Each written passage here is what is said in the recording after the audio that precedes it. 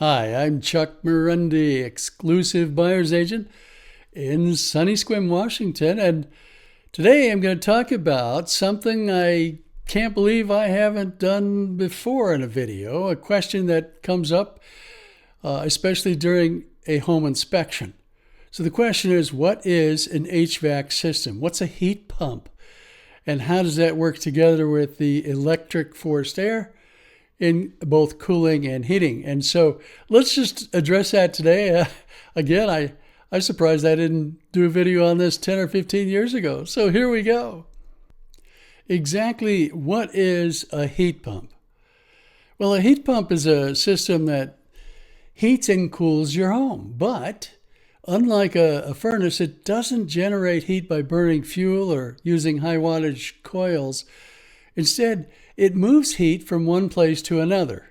Now, this is a little tricky. It's hard to understand if you're not an HVAC or heating electrical person or a refrigeration man. It just sounds a little odd, but let me explain it to you. So let's pause for a moment and think about a refrigerator. Believe it or not, the technology behind your fridge is almost identical to the technology in a heat pump. Here's how it works.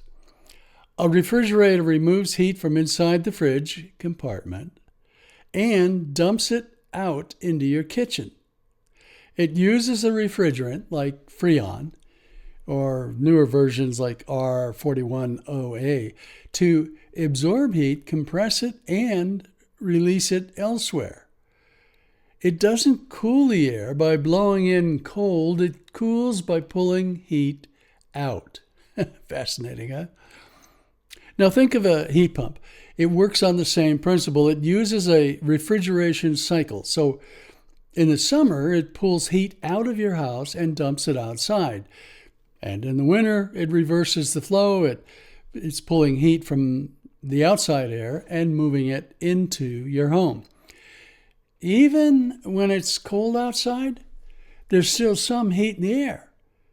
A heat pump can extract that and move it inside. That's why it's called a heat pump. It's literally pumping heat from one area to another. So, question comes up, why pair it with an electric furnace? Here's where it all comes together.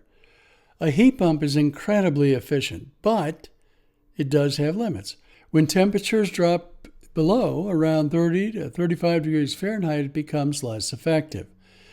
That's where the electric forced air furnace comes in.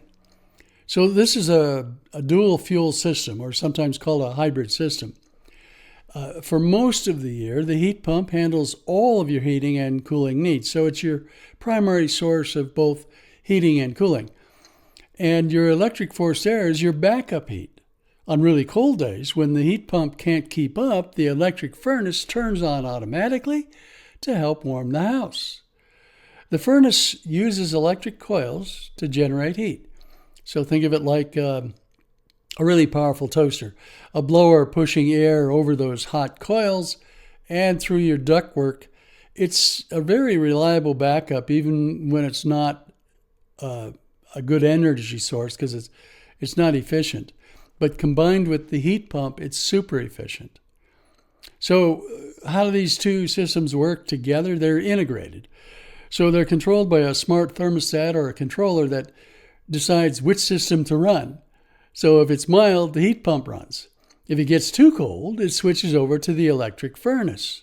But the good news is you don't have to do anything manually. The system figures it out for you. And everything happens through your central ductwork. The heat pump handles cooling and most heating. The electric furnace takes over when needed.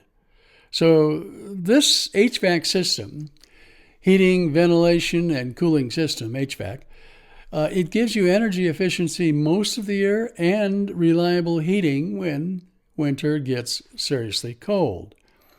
So this is one of the reasons, and our electric bills are so darn reasonable here. First of all, our electric rates are not high here. They're pretty low. But secondly, with this efficient heating system, because we don't have extreme temperatures, either cold or high, in the Sequim area, This HVAC system is extremely efficient. It's the most efficient heating and cooling system you have for the area. Although I have to say, we rarely ever need to use air conditioning anyway. A lot of us don't even have air conditioning. I don't have it, never need it. But every once in a great while, every so many years, we do get some hot temperatures in the 90s.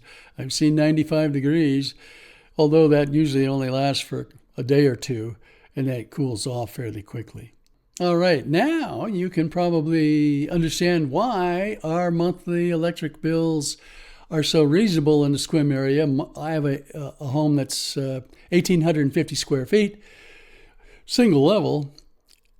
I use electricity for everything, and my electric bill is only about $137 a month. So if you're coming from Southern California, you'll be very, very glad to hear that. Even in the deep south where they have to spend money on electric for cooling system or air conditioning units with the high humidity, it's a lot cheaper here. So anyway, I hope that's helpful in understanding our heating and cooling systems up here. I look forward to seeing you in the next video.